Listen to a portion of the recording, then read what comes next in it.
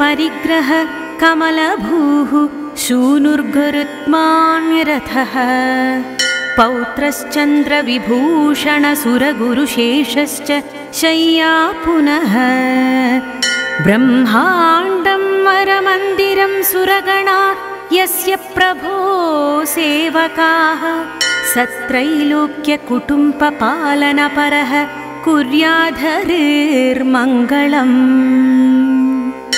ब्रह्मा वायुगिरीशशेषगरुडा देवेन्द्रकामौ गुरु चन्द्रार्कौ वरुणानलौ मनुयमौ वित्तेश विघ्नेश्वरौ नासत्यौ नृतिर्मरुद्रगणयुता पर्जन्यमित्रादयः सस्त्रीकासुरपुङ्गवाः प्रतिदिनं कुर्वन्तु नो मङ्गलम्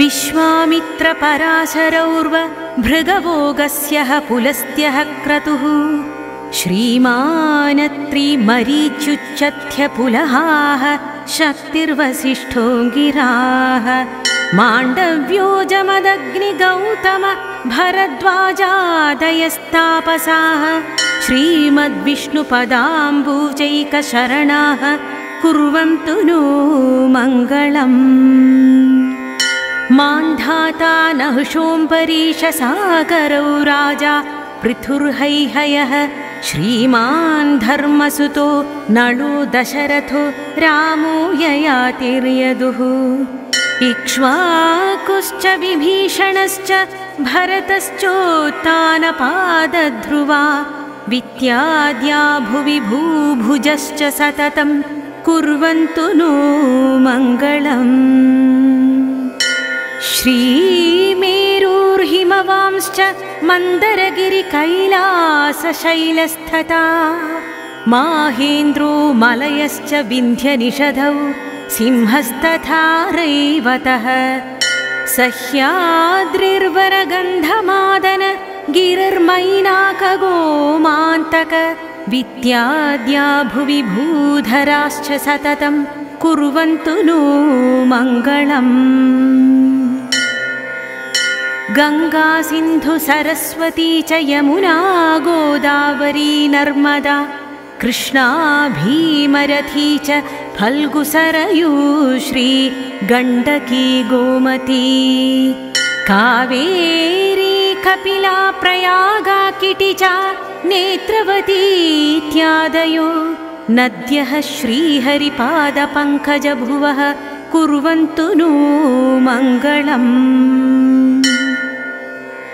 वेदाश्चोपनिषद् गणाश्च विविधा संगा पुराणान्विता वेदान्ता अपि मन्त्रतन्त्र सहितास्तर्काः स्मृतीनां गणाः काव्यालङ्कृतिनीतिनाटकयुताः शब्दाश्च नानाविधाः श्रीविष्णोर्गुणनामकीर्तनपराः कुर्वन्तु नो मङ्गलम्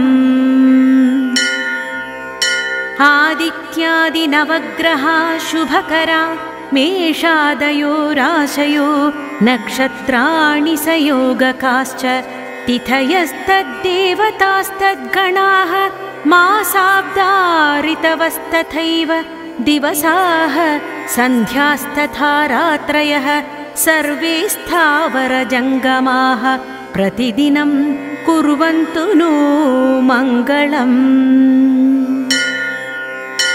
इत्येतद्वरमङ्गलाष्टकमिदं श्रीराजराजेश्वरेणाख्यातं जगतामभीष्टफलदं सर्वशुभध्वंसनं माङ्गल्यादिशुभक्रियासु सततं सन्ध्यासु वायः पठेत् धर्मार्थादिसमस्तवाञ्छितफलं प्राप्नोत्यसौ मानवः। लक्षिर्यस्य परिग्रह कमलभूः शूनुर्गरुत्मान्यरथः पौत्रश्चन्द्रविभूषणसुरगुरुशेषश्च शय्या पुनः ब्रह्माण्डं वरमन्दिरं सुरगणा यस्य प्रभो सेवकाः सत्रैलोक्यकुटुम्बपालनपरः कुर्याद्धरिर्मङ्गलम्। ब्रह्मा वायुगिरीशशेषगरुडा देवेन्द्रकामौ गुरु चन्द्रार्कौ वरुणानलौ मनुयमौ वित्तेशविघ्नेश्वरौ नासत्यौ नृतिर्मरुद्रगणयुता पर्जन्यमित्रादयः सस्त्रीकासुरपुङ्गवाः प्रतिदिनं कुर्वन्तु नो मङ्गलम्।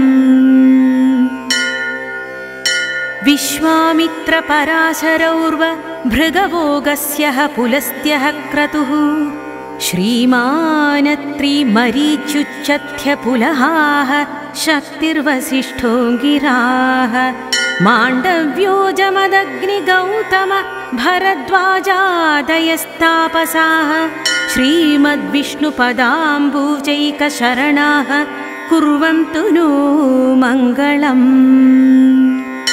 मान्धाता नहुषोऽम्बरीशसागरौ राजा पृथुर्हैहयः श्रीमान् धर्मसुतो नलो दशरथो रामो ययातिर्यदुः इक्ष्वाकुश्च विभीषणश्च भरतश्चोत्तानपादध्रुवा वित्याद्या भुवि भूभुजश्च सततं कुर्वन्तु नो मङ्गलम्।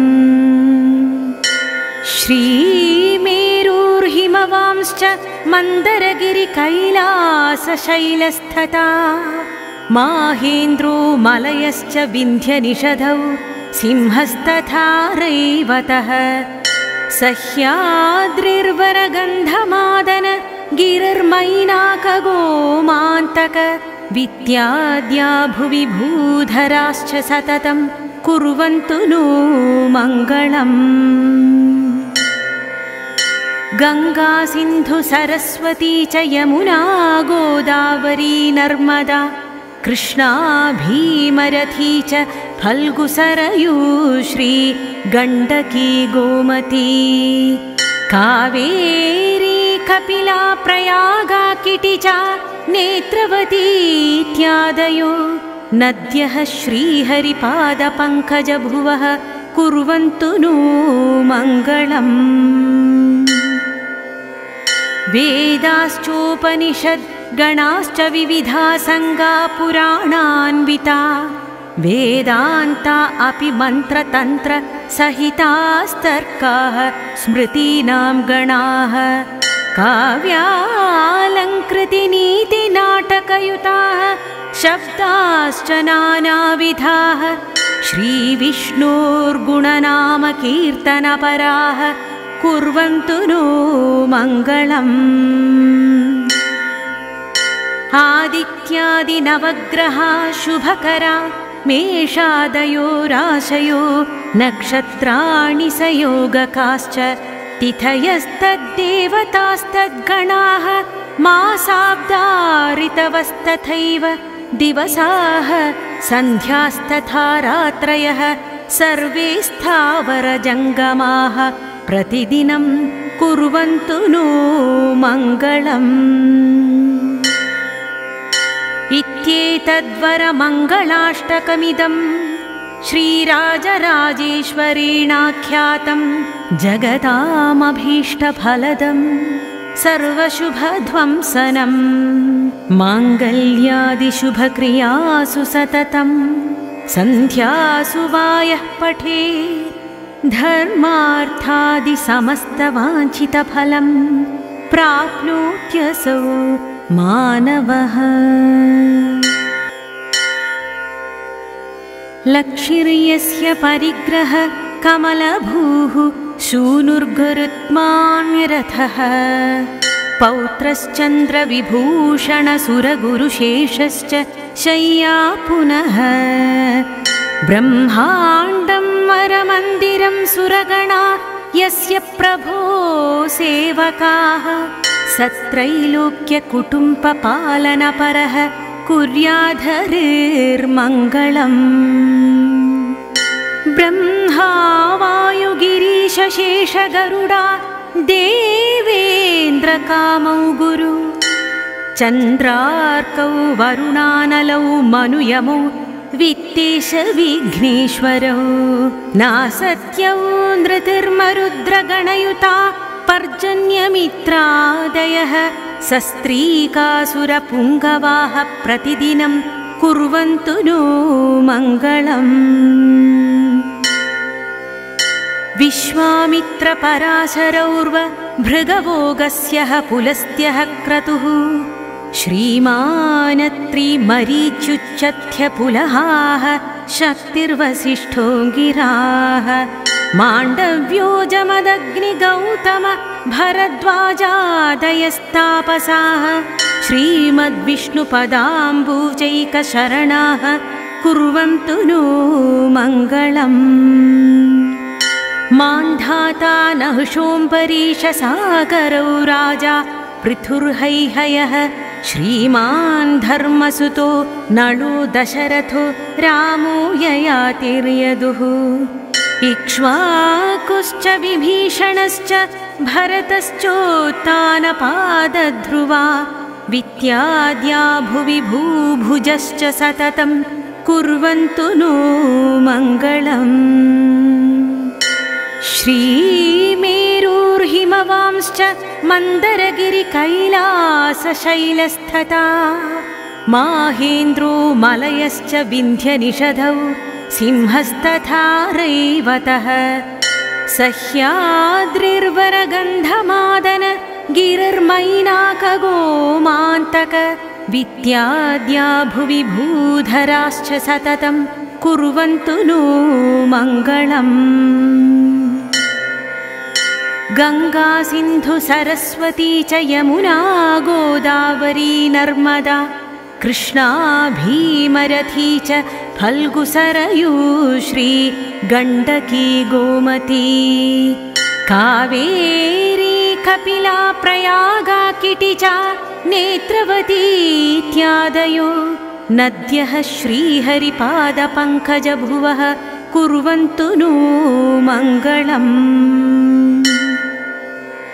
वेदाश्चोपनिषद्गणाश्च विविधा संगा पुराणान्विता वेदान्ता अपि मन्त्रतन्त्र सहितास्तर्काः स्मृतीनां गणाः काव्यालङ्कृतिनीतिनाटकयुताः शब्दाश्च नानाविधाः श्रीविष्णोर्गुणनामकीर्तनपराः कुर्वन्तु नो मङ्गलम् आदित्यादिनवग्रहा शुभकरा मेषादयो राशयो नक्षत्राणि सयोगकाश्च तिथयस्तद्देवतास्तद्गणाः मासाब्दा ऋतवस्तथैव दिवसाः सन्ध्यास्तथा रात्रयः सर्वे स्थावरजङ्गमाः प्रतिदिनं कुर्वन्तु नो मङ्गलम् इत्येतद्वरमङ्गलाष्टकमिदं श्रीराजराजेश्वरेणाख्यातं जगतामभीष्टफलदं सर्वशुभध्वंसनं माङ्गल्यादिशुभक्रियासु सततं सन्ध्यासु वायः पठेत् धर्मार्थादिसमस्तवाञ्छितफलं प्राप्नोत्यसौ मानवः लक्षिर्यस्य परिग्रह कमलभूः शूनुर्गरुत्मान्यरथः पौत्रश्चन्द्रविभूषणसुरगुरुशेषश्च शय्या पुनः ब्रह्माण्डं वरमन्दिरं सुरगणा यस्य प्रभो सेवकाः सत्रैलोक्यकुटुम्बपालनपरः कुर्याद्धरिर्मङ्गलम् ब्रह्मा वायुगिरीशशेषगरुडा देवेन्द्रकामौ गुरु चन्द्रार्कौ वरुणानलौ मनुयमौ वित्तेश विघ्नेश्वरौ नासत्यौ नृतिर्मरुद्रगणयुता पर्जन्यमित्रादयः सस्त्रीकासुरपुङ्गवाः प्रतिदिनं कुर्वन्तु नो मङ्गलम्। विश्वामित्रपराशरौर्व भृगवोगस्यः पुलस्त्यः क्रतुः श्रीमानत्रिमरीच्युच्चथ्यपुलहाः शक्तिर्वसिष्ठो गिराः माण्डव्यो जमदग्निगौतम भरद्वाजादयस्तापसाः श्रीमद्विष्णुपदाम्बुजैकशरणाः कुर्वन्तु नो मङ्गलम्। मान्धाता नहुषोऽम्बरीशसागरौ राजा पृथुर्हैहयः श्रीमान् धर्मसुतो नलो दशरथो रामो ययातिर्यदुः इक्ष्वाकुश्च विभीषणश्च भरतश्चोत्तानपादध्रुवा वित्याद्या भुवि भूभुजश्च सततं कुर्वन्तु नो मङ्गलम्।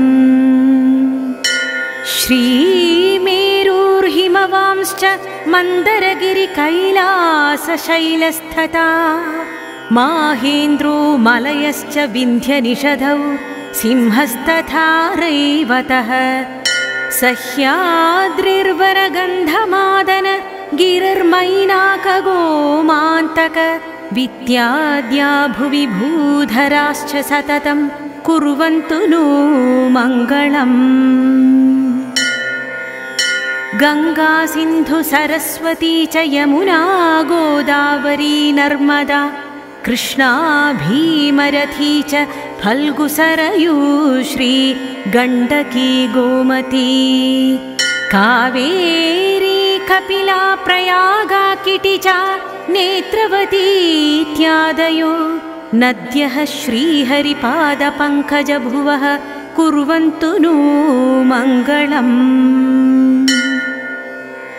वेदाश्चोपनिषद् गणाश्च विविधा संगा पुराणान्विता वेदान्ता अपि मन्त्रतन्त्र सहितास्तर्काः स्मृतीनां गणाः काव्यालङ्कृतिनीतिनाटकयुताः शब्दाश्च नानाविधाः श्रीविष्णोर्गुणनामकीर्तनपराः कुर्वन्तु नो मङ्गलम्। आदित्यादिनवग्रहा शुभकरा मेषादयो राशयो नक्षत्राणि सयोगकाश्च तिथयस्तद्देवतास्तद्गणाः मासाब्दा ऋतवस्तथैव दिवसाः सन्ध्यास्तथा रात्रयः सर्वे स्थावरजङ्गमाः प्रतिदिनं कुर्वन्तु नो मङ्गलम्। इत्येतद्वरमङ्गलाष्टकमिदं श्रीराजराजेश्वरेणाख्यातं जगतामभीष्टफलदं सर्वशुभध्वंसनं माङ्गल्यादिशुभक्रियासु सततं सन्ध्यासु वायः पठे धर्मार्थादिसमस्तवाञ्छितफलं प्राप्नोत्यसौ मानवः। इति श्रीराजराजेश्वर यतिविरचितं मङ्गलाष्टकं सम्पूर्णम्।